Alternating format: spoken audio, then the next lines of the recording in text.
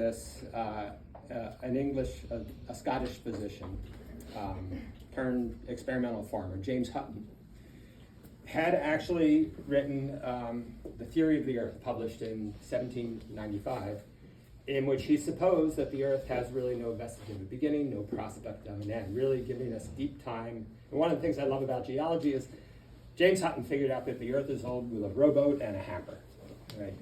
Just by understanding the succession of geological layers. Hutton wasn't the best writer, and he wrote his treatise when he was dying, so he didn't have the polish of a man who might have had more time.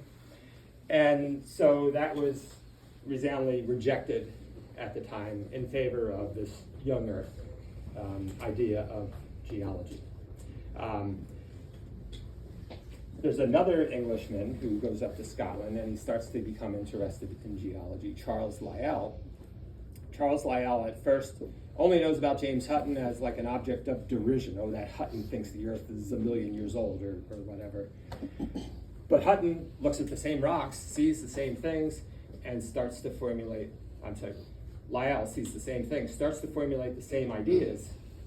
And then he writes the first of his 3 volumes of the Principles of Geology, and he publishes the first one in 1830. Charles Darwin gets on the boat in 1831, and Captain Fitzroy gives him a copy of Lyell's first volume as an embarkation gift.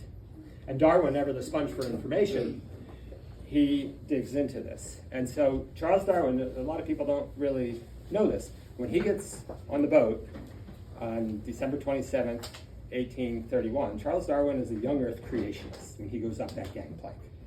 But he has the first copy of the Principles of Geology.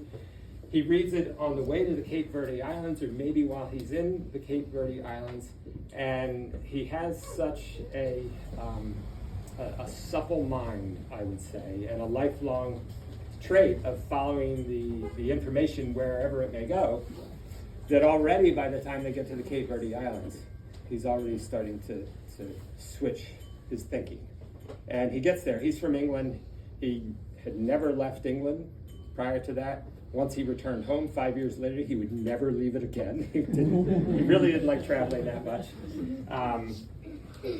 But he writes about the same thing that all geologists write about when you have the rapturous pleasure of entering into a land that is devoid of plants and you can see the rocks everywhere.